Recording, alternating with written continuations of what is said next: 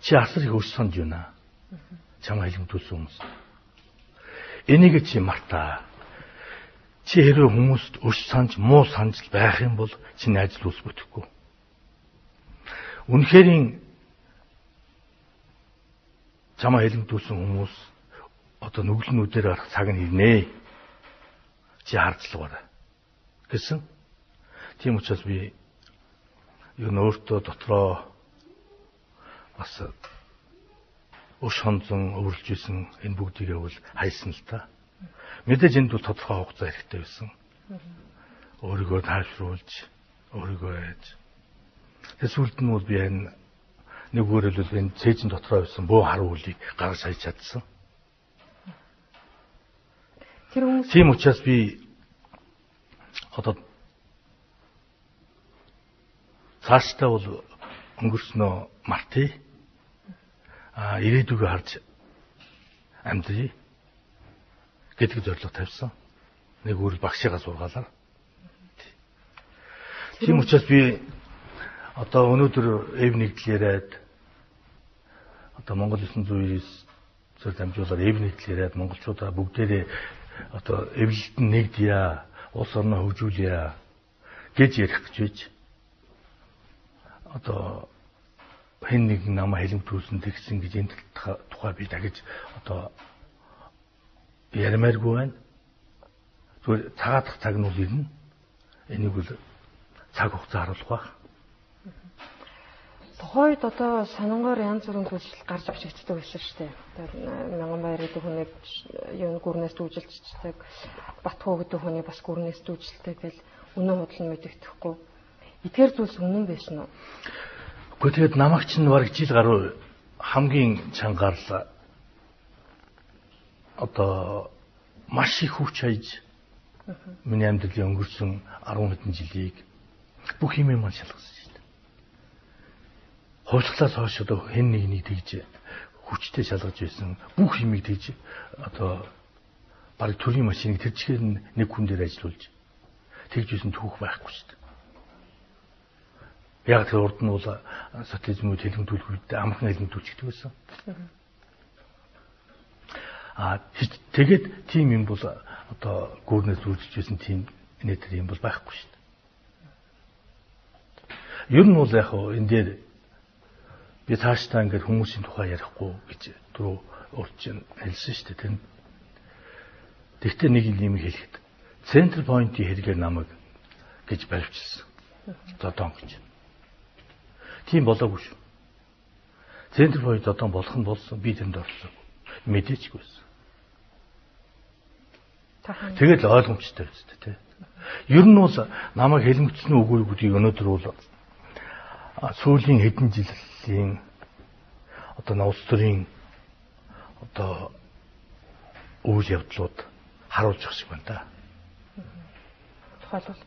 Тухайлбал сүүлийн хэдэн жил улс төрийн ямар үйл явдал болов, хэн руугаа яаж эргэж дайрсан, улс төрч тоорондоо одоо энэ бүгдийн сайн бодох юм бол намайг яаж яах гэж хэлэмтүүлсэн гэдэг зорилго нь бол гараад ирнэ.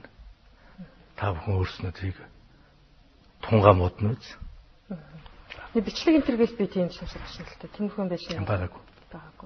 Тэр үл тийм яриаг бол тодорхой бизнес улс төрийн бүлэглэлийнх нь намайг нөгөө улс төрийн хүрээнийхнээс одоо холбоо харилцаатай энэ одоо тэр найз нөхдүүдээс маань холдуулах зорилгоор тийм бичлэг хийдэг байсан гэж тийм яриа гаргаж ирсэн. Тийм бол хэзээ ч байгаагүй.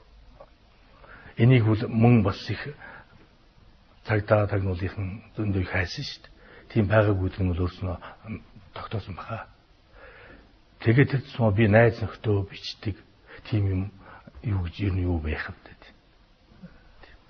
Ер нь таны хувьд одоо өнөөдрийг 7 цагийг туулж гарсан хамгийн сайн найзууд чинь хэн бэ? За мэдээж улс төрийн өрөөнийх, эдийн засгийн өрөөнийх, хар налхаашаа найзч ингээл байж хамгийн их шалгуур давж өнөөдөр тантай хамт үлдсэн хүмүүс. Олон сайхан нөхдүүд бий. За найз гэдэг чинь гэдгээс илүү амд гэж бид одоо найз гэдээ суулчих ч л дээ.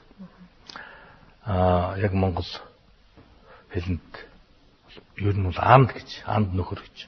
Ялангуяа эрэгтэй хүмүүс хоорондоо амд нөхөр гэж хэлдэг шүү дээ. Амд нөхрийн гол чанар бол жаргалсан цагтч, ядарсан цагтч те. Одоо жинхэнэ одоо амд байж чаддаг, найзынхаа төлөө байж чаддаг. Ийм хүмүүсийг л хэлдэг гэж боддог. Надад бол маш олон найз нар байсан. Зарим нь цагийн шалгуурыг даахгүй намайг орсны дараа хэвлэл мэдээлэлээр хар будагдсны дараа зарим нь айгаад ичээд алгуулсан баг. Гэтэ энэ бүгдийг даваа туулаад ирсэн олон сайхан найзууд маань би. Энд одоо нэрлэн гэвэл одоо нэлээд цаг авах байх. Дээрээс нь зарим нэг нь мартчихвол гомдох байх. Хогийн Усны хурлын гишүүн Чулуунбат гишүүнээс маань нэвтрүүлэгт оролцож авах чинь сэтгүүлч асууж юм да. Таны найзууд гэж дүүрээр ичтэй гэмт хэрэгтнүүд байдаг гэж байна. Та тийм хүмүүстэй яагаад нөхөрлөд юм бэ? Энэ ер нь таны бас нэг ер нь таныг илэрхийлэх зүйл үү гэсэн чинь тэр хүний хэн байхаас нүүл хамааран ялхаасаа бид нар найзлж авсан найзууд бид нар өдөө хатал найз байшаар л ирсэн үзсэн.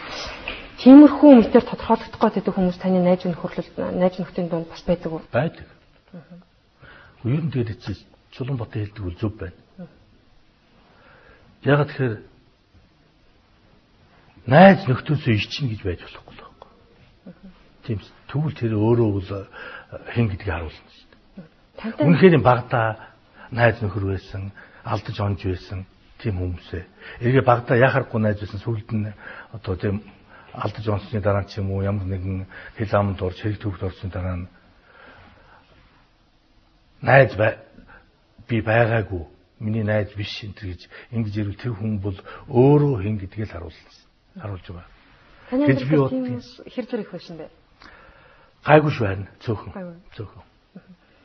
Юу нэг дасны хэлэхдээ би урд нь бол хэлж ирсэн би ямар нэгэн одоо бүгдийг мартаж байгаа дурагшаар замдна гэж те. Энэ дасны хэлэхдээ ерөнхийдөө муудад сайдад тэмцэлдэж байсан. Энэ өөрөө л амьдрал юм чинь те. Ийм хүмүүстэй бол би тэгээд мэдээж энэний төлөө ингээд зөндөөл юм болж исэн. Ийм хүмүүстэй би гомддог юм аа. Харин миний найз нөхөр байж баад найз гэж гүйж баад надаар дэмжүүлээд том албан тушаалд очсон. Эргээд миний эсрэг ажилласан намайг гэмт хэрэгтэн болгох гэж. Нэг үрэл надаас урвсан худалдагдсан тийм 2-3 хүн байдаг. Тэр нь л гомддог. Би бус хүмүүст л гомддог. Одоо тэр хүмүүс тэр өндөр албан тушаалтай тэгэл байж л байгаа. Байж зарим байж л байгаа. Таны нүрийг харахаараа бид нэр яах вэ? Таарлахаараа. Эвгүүлүүдийн шиг үлээ. Өөрсдөө. Мэдлэн. Түнэвчрэхгүй яарчаа.